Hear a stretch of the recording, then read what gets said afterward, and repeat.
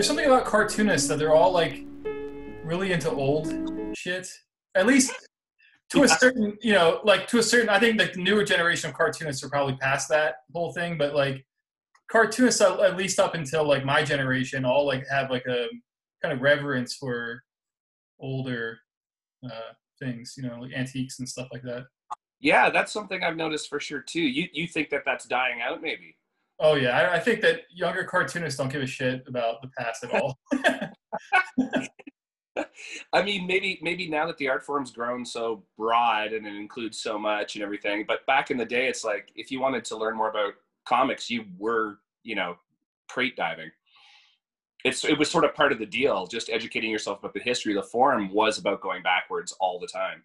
You kind of had to, right? Because somebody said that like if you were into alternative comics like in the 90s, you could go to the comic shop and buy like 5 comics and and that would be everything that came out, that was Yeah, alternative. totally. You were lucky to have 5. Sure. Yeah. So you'd have to dig in for like the old newspaper strip stuff, go to like a thrift stores or whatever and like look for the older comics to get anything that was not superhero cartoons or something, I guess. Yeah. Do you have that book, the Encyclopedia of Comics, the Van Horn book, the big white tome? Anyway, it's this big book that was in, I think, my local library when I was a kid, and it had it was basically a directory of comics history, and it had little black and white illustrations of like Japanese comics I'd never heard of, and older comic strips I'd never heard of, and that was like I couldn't get my hands on anything like that. But Wow. it and when I was a kid too, at a garage sale, I got my hands on an old price guide, Hmm. like from the 70s, and it also had like little black and white covers across the top of every page. And again, it was like blew my mind because yeah, you couldn't find that stuff. Yeah, what kind of comics were they up there? Was it just like a lot of the like It would comic? have been more mainstream stuff, but it was a lot of because I've been doing this for 30 years. So when I started, there really wasn't much of an indie scene at all. But just to see those covers that were, at one time had, 40 issues back in 1947.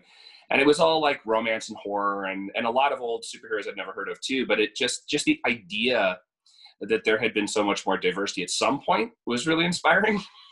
You Yeah, just although I do like Code Superman and Batman. Like I love that. Like maybe they shouldn't throw so many punches. Maybe, he just turns into a werewolf from outer space for one issue. I kind of love that stuff. Yeah, that is pretty fun. Yeah, I like that stuff too. But I'm luckier because I got into drawing my alternative comics in like 2005. So Yeah, by the time I came on the scene, it was like there was so much shit to like enjoy already. There was already yeah, stuff that had been done and like things to discover. And I feel like when you were starting out, it's like 15 years before that, it was just you yeah. know, superheroes and Well, in 1990, when Michelle Vrana, who's my old and new publisher again, it's really cool. It's like getting the band back together. But when we started out in art college in 1990, um, we did have the Silver Snail in Toronto that was down the street. So the underground scene of mini comics was kind of just starting. So we did right away kind of have a venue to get our infantile material across. But honestly, the idea of a market for published alternative comics was just still so fresh. I mean, um, Love and Rockets existed at the time as a magazine. I had an issue or two of Raw, Mhm. um, and that was about it. And then what was also really strange, and Seth and I have talked about this too, is that uh, just a generation ahead of me, like 10 years older than me, were, Chester, Uh, Joe, and Seth in Toronto, who were exploding this micro market. They were like the first wave, and there wasn't room for losers like me and Ho-Chi Anderson to like break into it. It's like, okay, you're allowed to have 3 underground comics on the rack. You can't have 7.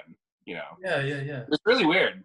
They Well, they were our competition, which is kind of why I've never done autobio actually.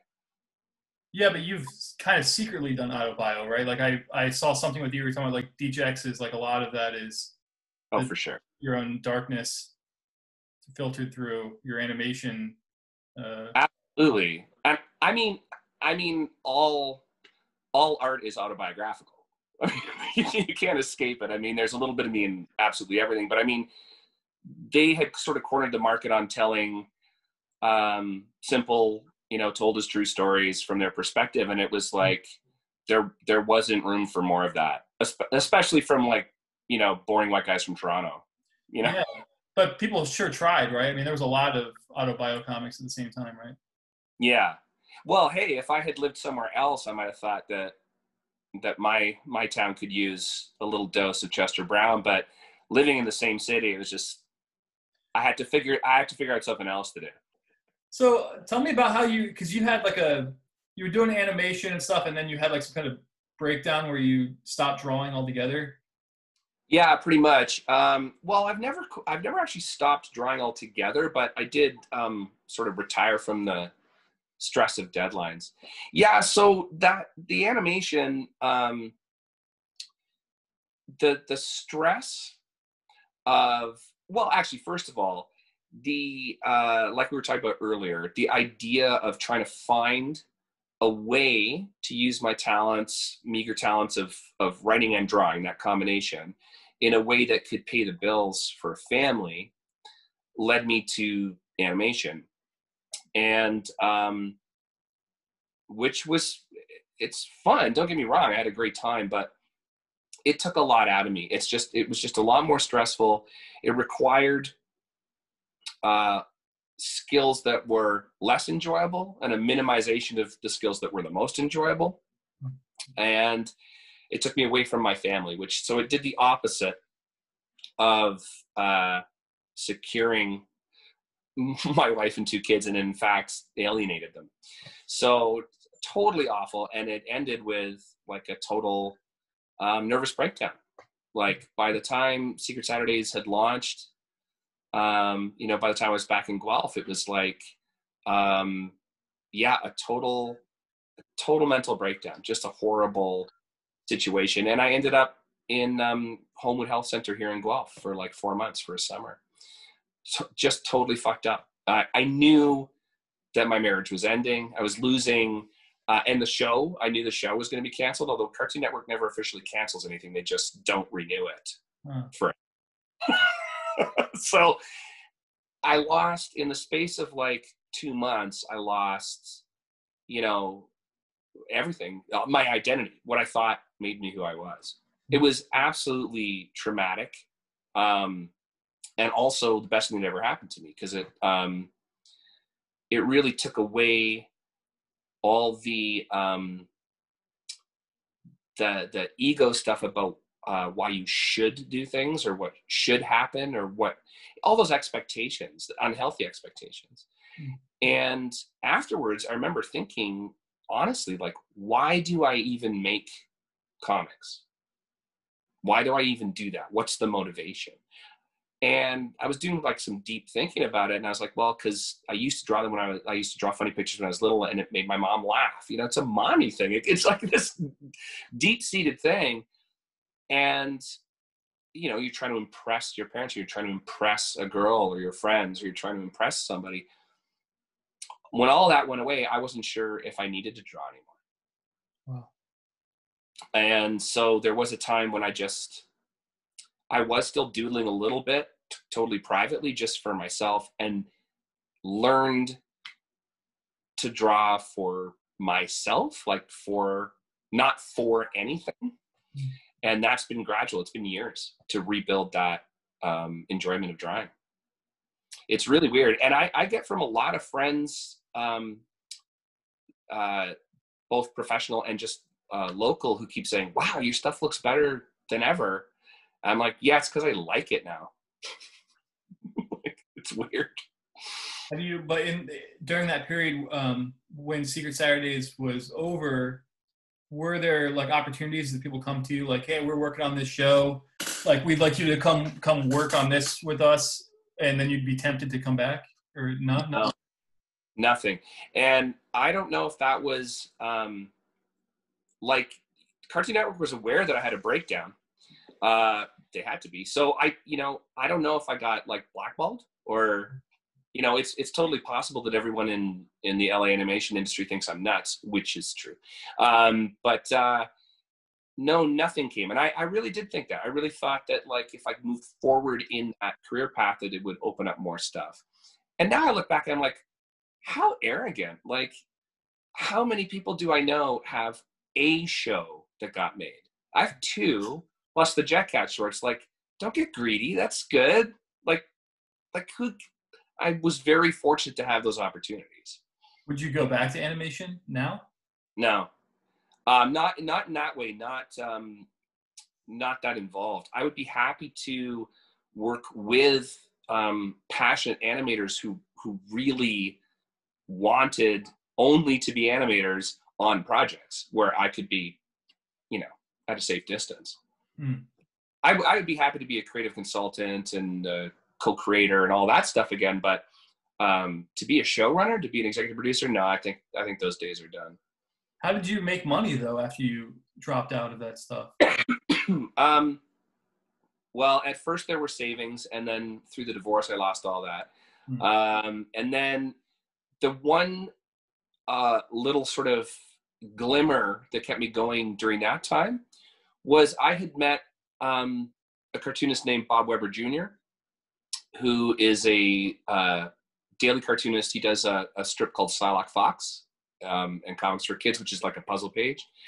His dad, Bob Weber Sr., who just passed away, had done a strip for called Moose and Molly. So like he comes from like generational East Coast cartooning, like the guys we were talking about before who were driving their pages to New York. Anyway, really great guy. I was a member of the National Cartoonist Society for years, back when I was doing way too much. And we had met at the Scottsdale Reuben Awards weekend and talked about how I had pitched daily strips before, but wasn't getting anywhere. They kept saying my writing was too weird. And he kept pitching strips other than Slylock because he wanted to do something that was more of a story strip. And they kept saying, well, it looks just like Slylock. So we teamed up where he had this strip written called, I forget what it was called at the time. We called it Oh Brother. And it was like a throwback to like 50s kid comics. I loved the writing. It was hilariously deadpan, retro, but like, anyway, we had a blast working on it. And so that was happening right after the Secret Saturdays crash. Wow. Is that Bob wouldn't let me give up on it. And he's like, well, we don't have to hurry. Just draw these in your spare time. So he was feeding me scripts, so I didn't have to write. All I had to do is like look at his guys, laugh, and then like draw 3 panels. And so that kept me going for a while. It wasn't until that failed. So we ended up launching. We did it. We had a daily strip. We launched with King Features, and we lasted like a year, and we were in like 4 papers. Like, what a time to launch a newspaper strip. Yeah. Right? Papers are like shrinking their sections and losing advertisers. Yeah. So when Oh Brother, when I had to walk away from that, that's really when I like really quit drawing. And I went to work for the local art store. I was like a manager of an art store for 4 years. Wow. Yeah, that's interesting to hear about because I always had this fantasy of doing a newspaper strip. Like I wish, oh God, it's like my dream. Like I wish I could do that. And especially lately, I've just been reading all of the Complete Peanuts that Fantagraphics has been putting out. Oh yeah, man, they're so good. Oh, and I'm just like, damn, I want to do this. Like he just kind of got lost in this strip. Like it's just him. He's expressing whatever he was going through in his life. Like I was reading the 1972 collection, which is when his marriage was falling apart. Yeah. And just knowing that little piece of information and you're reading those comics and stuff really adds so much to it. You're like, this is a guy who's like in his studio trying to get his strip done when like right outside is, you know, his wife telling him that things aren't working out. And, you know, yeah. And I guess she was having an affair with the guy who built the Snoopy ice rink at the time. Yeah. Right across the street. yeah, it's just like, God, how did he do it? How did he get through all that? It's amazing. But It is, and Sparky, especially the fact that he didn't have assistants, that he like wrote and drew every single strip every day for 50 years is, I mean, that's untouched. I mean, yeah, no one's, that is like you say too, whether he likes it or not, that's the longest sustained autobiography ever too. yeah, Like, yeah. Yeah, I had two strips that ran in alternative weekly papers, one in Denver and one in Columbus, Ohio, and those ended because it was just like, God, every week I turn in the comic and think like I'm gonna get an email back that says, "Sorry, this is the last one we need. We're going out of business," or whatever, you know. And eventually those emails came. It's just, you know, it's so you got to figure it out. Like now I'm gonna keep doing the comic because I want to do it, but I'm just gonna do it just on my Patreon. So like if you want to read this comic, you have to subscribe to this Patreon, and that's seems like the only way to really keep a strip going at this point, you know. And you know, I think you know, these new models. So Patreon, I tried Patreon for a while, but I don't think I had it figured out properly. And plus, I didn't have Michelle Vrana helping me. But these new models, I think, are working for a lot of people. mm-hmm. And maybe the distribution system exists first, this new one, and then the creators come to it. And then I think the next step is curation. We need you know, like Peanuts, the strip might exist out there in the world, but you might live in a neighborhood where the paper doesn't carry it. So how would you know about it? So now we need some kind of like, you know, if you, I don't know, like a Patreon criticism site that like writes about the latest Patreons and the cool stuff you can get there, or, Yeah. you know, but I think we're working on new models, and they are more efficient in some way. There's nothing like walking into an old used bookstore and finding some weird book you've never heard of or seen before in the corner. And I hate to think that with all the algorithms, we're just going to be like sold and resold stuff that we already like. Mm-hmm. How do you accidentally stumble on a Kickstarter or a Patreon? Yeah, it's true. I mean, I'm in comics. If I wasn't friends with Michelle on Facebook, I wouldn't have known about Dwellings. Right. That's a shame, but I mean, luckily, it's doing well in spite of my ignorance. I kind of can't believe it. And I don't know. I really don't know where. I mean, me personally too. I don't see the names of who's actually pledging. So I'm not sure if there's just that many fans left over from various adventures in a 30-year career, or if it's word of mouth or what. I don't even know who these people are, and I think it's fantastic. And then, yeah, we'll see what happens. I mean, this is the interesting future steps for Michelle and I too, is that,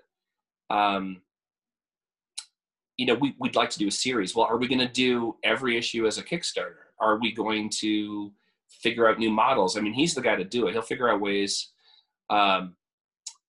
new ways of publishing.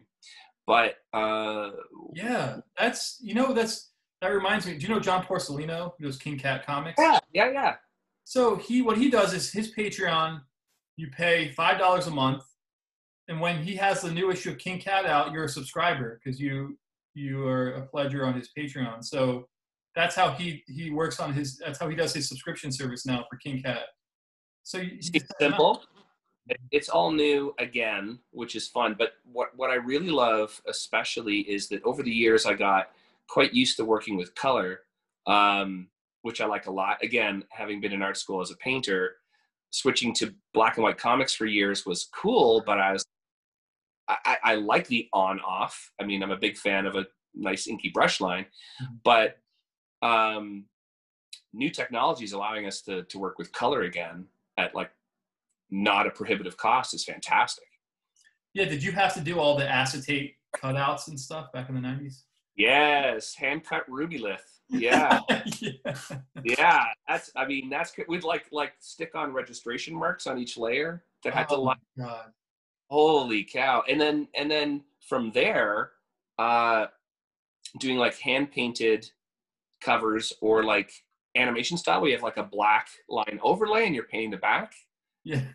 And those would have to be sent away to be color separated. Yeah. And then, you know, in the early days of us publishing comics too, you had to FedEx your original art to the printer. Yeah. So you're like, you know, it's one of a kind, you know, maybe you have some photocopies, and you send this huge $50 pack out to like Preeny Print Litho, I think is who we used back then. We used Dave Sims' printer in Windsor, I think, back then. And they lost it once. Oh. They lost it. I think it was just a cover, but they lost the cover. And then we had like 3 days to get them a new one because it still hadn't been printed. So I had to redraw from memory. Oh my God. Like, isn't that nuts? Like, it never turned up? No, Wow. It never turned up. Never saw it again. Are you a fast artist? Because you have quite a bibliography. I can be. I mean, doing a daily strip proves it. By the way, it was a lot of fun doing a daily, but it is by far, of all the things I've done, the hardest thing I've ever done. Really? Oh, yeah. I mean, just the idea, like I always thought I would be able to get ahead. Mm-hmm. And you can. So I do 3 at once or whatever. And then I have 2 days. And then, man, by the time those 2 days are done, anyway, like you can't get sick. You can't take a holiday. It's every day. Yeah. And it was just, it was fun, but it was absolutely grueling. But I also insisted on doing my own colors. Yeah, that's what gets you. I read an interview with Charles Schulz, to bring it back to Peanuts, just because I'm even reading that Conversations book that has like all of yeah, I've read that. Yeah. Yeah, he says he would have days where he would draw 6 daily strips in one day. Then he would just like kind of hang out, take care of other business, you know. But yeah, look at those strips, you know, the ones of like Schroeder playing the piano with Lucy, you know, leaning against it. He's drawing that, you know, 4 times in a row. That would be hell to do that. Just to draw that over, and it all looks the same. Like, you know, there's not a bunch of different changes. The piano's not bigger in one panel or whatever. It's all the same. Yeah. But I don't know how he did that. If he was light boxing one original drawing 4 times. I don't know, but it just sounds so tedious, doesn't it? Like, it's like, yeah, no, I'm really into modern technology. Just photocopy one drawing and then paste it on. Yeah, well, I mean, even with dwellings, there's a couple of spots where, well, I feel like if you're trying to show that nothing's changed between 2 panels, yeah, then where's the harm in reusing the drawing ish? So what I will do is I will actually like reuse the drawing and then redraw maybe a facial expression or redraw. But I have no qualms about repurposing a drawing. I wouldn't do it throughout or too often, but yeah, man, if nothing's moving except blood's dripping, yeah, go ahead. Well, and you use a brush when you draw, right? I mean, that's what it looks like to me. Yeah. What was your cartooning school like? I mean, how did you learn how to do this? Like line weights and all that stuff. That's a good question too. And again, just like with the alternative comics market not existing when we started out, there were, other than the Kubert School, which I hadn't even heard of in that day, there was no schooling for cartooning.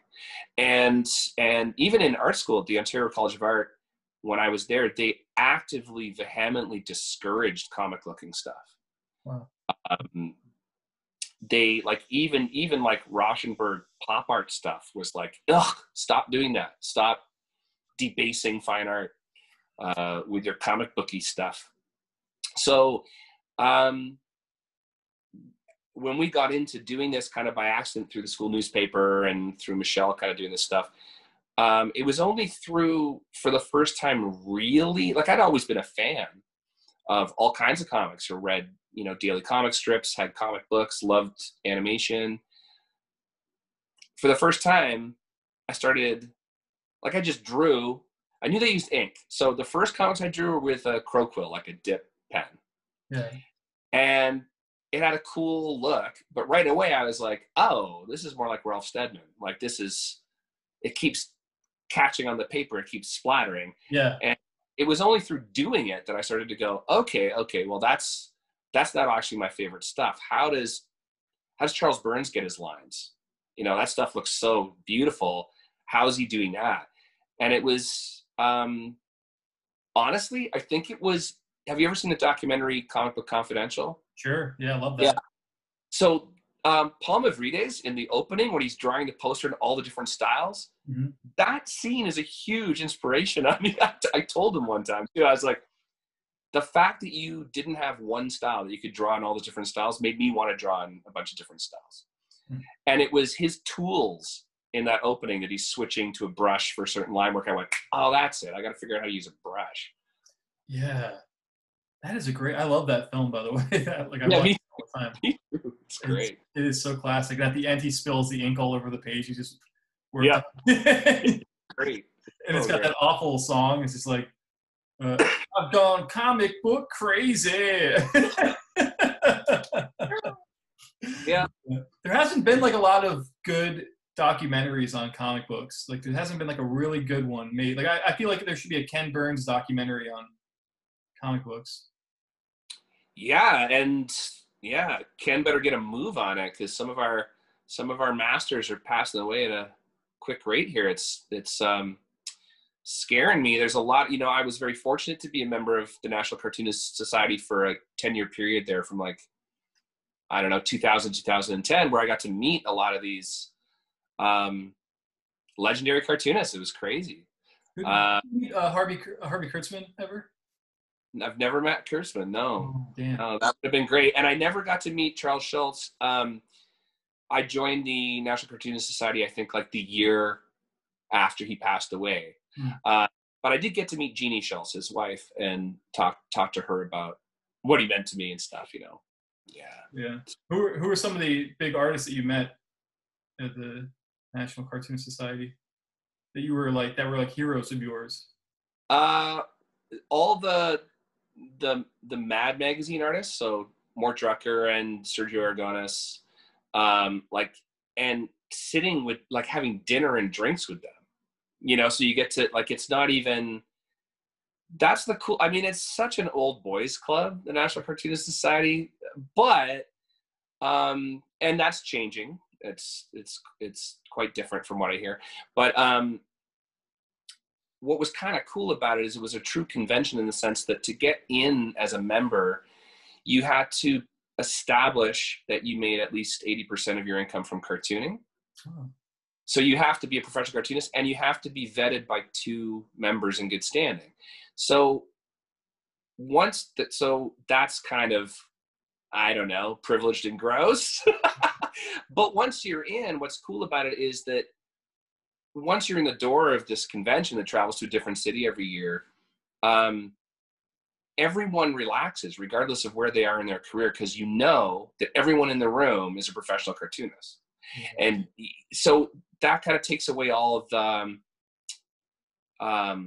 self-importance of anybody, both of the, you know, the dinosaurs and the young Turks. You know, it becomes this like great leveler where you're just there to celebrate cartooning. So it's pretty cool. Yeah. But I met Jack Davis. Wow. And yeah, that was cool. And Arnold Roth was really cool, New Yorker cartoonist. Yeah, just really fun.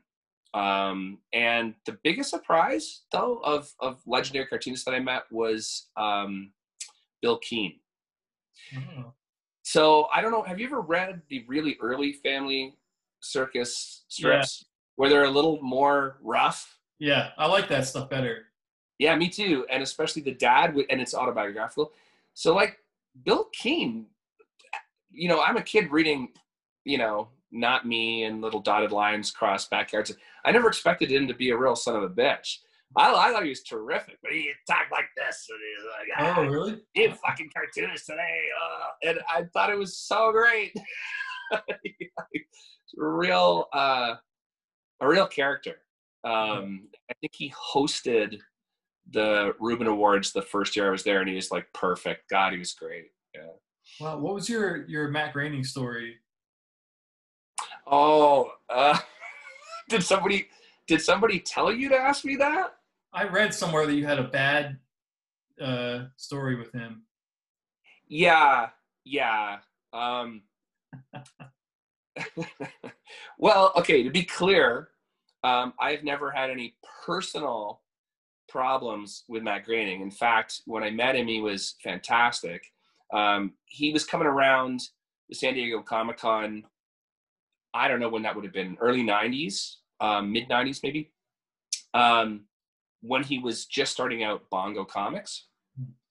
And originally there was a second imprint called Zongo that was like create your own stuff. Yeah, Mary Fleener and Gary Panter. Yeah, Jimbo was published. It was so cool. So he was looking for more alternative comics cartoonists to be part of Zongo, and I think maybe also scouting talent for people to draw Simpsons related stuff. And so we had lunch and everything was cool, and we ended that meeting with an agreement that Zongo Comics would be publishing The Land of Nod and Atomic City Tales moving forward. So the problem, the story, the bad blood, I guess, comes with, there was about a year of negotiations after that. And the contracts were like thicker than my animation contracts. Wow. And I had to get a lawyer to look at them. And fortunately, Paul Pope, who was a good friend of mine and closer to me at the time, he had this agent, Jean-Marc L'Officier, who was Mobius's agent, who was also a lawyer. And he said, well, maybe Jean-Marc would look at it. And so fortunately he did. He took me on as a client. And he has told me many times since that, he's like, I didn't see anything really special in your artwork. I wouldn't have picked you up, except that you said Matt Groening. And I said, okay. Anyway, we had to send that contract back and forth like 6 times. It was terrible. They wanted all rights in perpetuity. And so, to be fair to Matt Groening, I have no idea if he ever saw those contracts. Mm-hmm. I don't know if he personally looked at them. So I'm not really mad at him. However, we ended up having to pass on the deal. They were terrible. But he had announced me as somebody at that comic convention. So 4 months or so after we passed on the deal, I did my Comics Journal interview and was asked point blank, whatever happened to that Bongo Comics thing? I thought you were doing you're going to be part of this big launch. And I said, in print, in the Comics Journal, yeah, well, it was the worst contract my lawyer had ever seen. So Matt got mad at me, he was pretty pissed, I guess. But honestly, I still stand by it. I mean, it was the truth. Yeah. And I didn't want any young, naive cartoonist to go run to that company who didn't have Jean-Marc L'Officier looking over their contracts. I didn't want people to go sign their life away with these terrible contracts. So screw him. Yeah, no, that makes sense. What happened to those comics? Who picked them up and published them after that? Was that Black Eye? Kitchen Sink did a run of Atomic City Tales. I have a knack of launching new series with companies right as they tank. Oh no. So yeah, I was with Kitchen Sink till the end there, and then Dark Horse picked up Land of Nod ultimately. Okay. So I did some, and I did kind of hang around Dark Horse doing a few projects for a while there. That was fun. Yeah, and you did some superhero stuff too, didn't you? A little bit, yeah. Yeah, right. I mean, I do still have passion for superhero stuff. Speaking of which, I know you'll get this reference because I think I've seen it in one of your books. When we were talking about the Ontario College of Art in Toronto back in the day when we were starting playing around with doing mini comics, there was a fellow student there who didn't get into our comic, who went on to greater fame. But Stephen Platt was like a studio mate. Oh, Really? Yeah, for sure. Oh my God, that's amazing. Yeah, we started out in foundation year at the same time. Wow. He was not part of our crew. Oh my God. What Yeah. happened to him? Where is Stephen Platt? I don't know, man, but I always got along with him. I thought he was a cool guy. But what was interesting is he was like an incredible fine artist, and like I'm not joking. Oh, I no, I don't doubt it. I don't doubt it. But like incredible anatomy. I remember he had like a drawing, like a charcoalish drawing of like a horse, and it was like anatomically perfect, and it was huge, super talented. But like a lot of us in first year art school, we started to realize there's no money in this, like fine art. And he knew my friends and I were into comic books, and he started asking, he's like, hey, I think you've read about it some reason. I just read about this thing Spawn. It's like huge. Like he knew nothing about any of that stuff. He's like, I heard it was huge. I heard the guy made like millions of dollars. We're like, yeah. And he goes, what does it look like? Do you guys have one? Oh, I was like, there's a comic store downtown. Let's go. And so I walked with Stephen Platt to a comic store where he was looking at what would become his style. Yeah. For the first time. Wow. And what's amazing and good on him, it was at the time, I think I was a, snotty punk just going like, what a sellout. But he literally looked at it and goes, I could do that, and then did it. Way to go, dude. Yeah, good for him. That's great. I always wonder what happened to him. Like he seemed like he was a pretty big star back then, Yeah, I don't know. I mean, once in a blue moon, like I think I found him on Facebook once or something, and we talked. He was like, hey, how you doing? Good. And I think he just kind of does commissions, and like a lot of star artists, if you don't have to draw a whole book, if you can just sell like one drawing of Moon Knight for $10,000, just do that. Exactly. Yeah, good for him. That's great, man. Would you ever do a graphic novel, like an autobiographic novel about your career in comics or anything like that, your bad times? I think about it sometimes, yeah. And that's one of those ones where I think, yeah, at the end, like that'll be the last thing I do. But if I wait too long, I won't be able to draw it, Well, so it already has. I feel like you already have a story, because what I've gotten so far from you is the beginning, the second act, and then the third act, which is that you come out at the other end of this thing, and then you just start drawing anyway, even though drawing became not fun anymore. It was kind of crushing you. But then you wind up picking up the pen and drawing again, and it's interesting that, like, why would you? I mean, it's just like it's just who you are or something, Like, why would you keep drawing? That's the thing, and and it was a long process to get back to it too. There was a point where I was like, sort of motivated to draw again, or was interested, and I was like, yeah, but are you just doing it because you've done it for so long? It's like somebody who's a coal miner, and well, I don't want to go down in the mines anymore, but my resume says coal miner. What am I gonna do? So there was a bit of that where I was second guessing myself, even when I was enjoying it, and saying, yeah, are you just doing this because you can? I don't know, and it is a huge weight lifted to realize, really and truly, that the kind of images I'm creating now, like I draw Breweriana posters around town, like I draw for breweries in my local pub. Yeah, I love them. I love those posters. They're so fun. Everything I draw now is enjoyable, and it took a long time to get back here. I'm not trying to impress anybody, and I'm not trying to. I'm post ambitious.